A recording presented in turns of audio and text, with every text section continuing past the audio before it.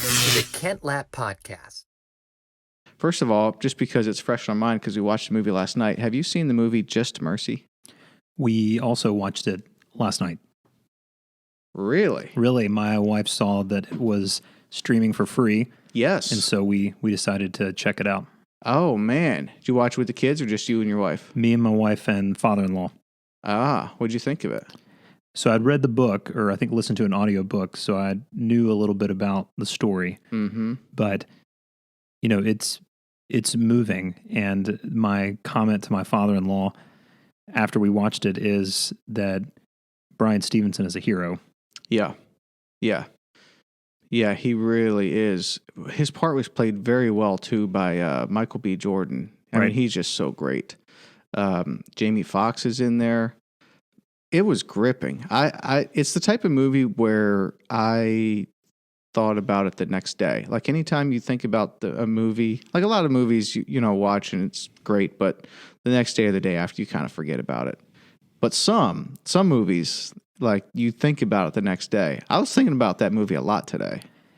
You know, what struck me about that movie in watching the different legal proceedings is that, you know, the conviction of, you know, the main character played by Jamie Foxx, it had the veneer of legitimacy, but it was actually just a fraud.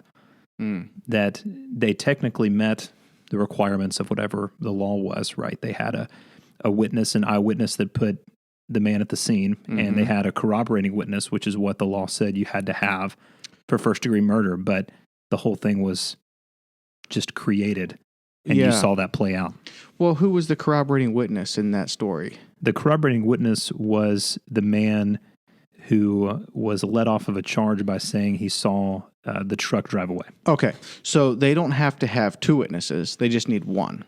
And again, this is Alabama criminal law from the 1980s, so I'm not, you know, but that's my understanding of what was said in the movie by the Bryan Stevenson character is that under Alabama law, that's what they had to prove. So when you said corroborating witness, it's not like we have a witness, then we have another one to kind of corroborate with that story. We just need a witness. Yeah, because that's obvious who it was in the movie. It was that guy, like you said, that got some charges dropped.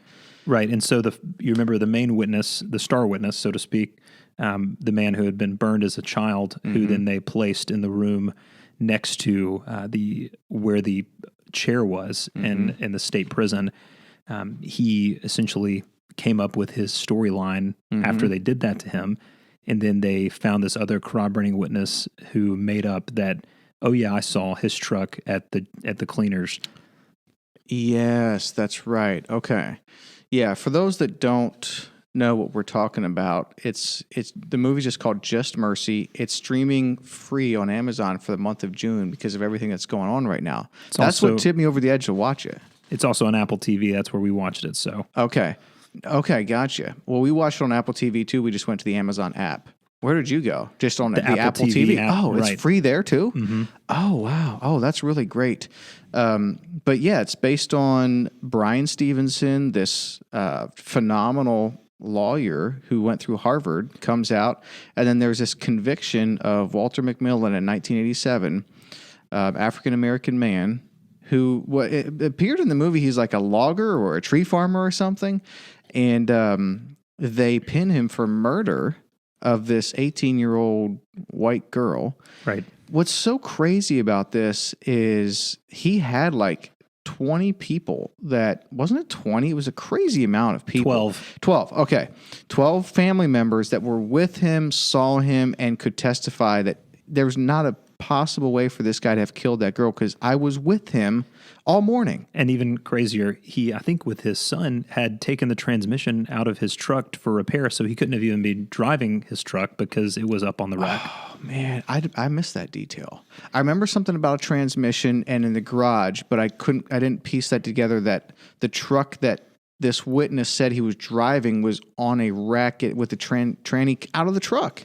It just shows that at that time, and we can talk more about whether and how much things have changed, but it speaks to the fact that the only witnesses that really had any credibility were white witnesses. Yes. Well, absolutely. And then this the only witness they had in the story or in the plot there, they have a tape of him saying that he doesn't know anything about this. That guy's innocent, and they buried that tape in order to get a conviction. Furthermore, like you mentioned, that guy that was a witness, when he was 7 or so, he got burnt on his face, and like it messed up his mouth a little bit. You can see it in the movie.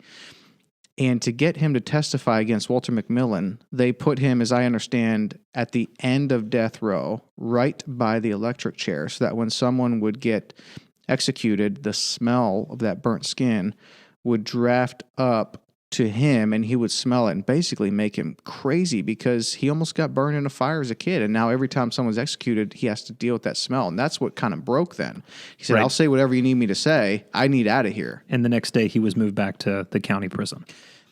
Oh, man. But, man, I'll tell you what, though. That scene, it's the kids, that's the one scene where the kids left the room. But it wound up being longer than I thought. It's, I don't know, 5 to 10 minute scene leading up to this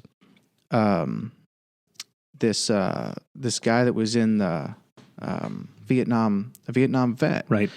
Herbert, African-American Vietnam vet. I mean, you can tell this guy is messed up, like in his head. The war messed him up.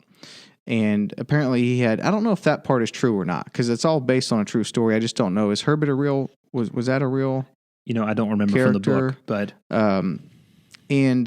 so he was messed up from the war, and at some point he put a bomb on someone's porch, and someone accidentally died. But he was put on death row for that. And the scene leading up to his execution, man, I feel like that's the most vivid. I felt like I was in it. Like I felt like I was in the movie. I mean, the angst, the anguish, his brothers around him in cells right next to him, knowing that he's coming out now to die. It's his turn, and walking down past the other cellmates, saying bye for the last time. You can just see the anguish on his face. And then as they get into the room where the chair is and everything, he just sort of collapses, and they help him into the chair and strap him down. Thankfully they don't show the actual when they turn the electric on, but it's just so striking and vivid. Like it felt like I was in the room watching this guy for real. Like they did an exceptional job in that movie of bringing you into the whole plot, into the story.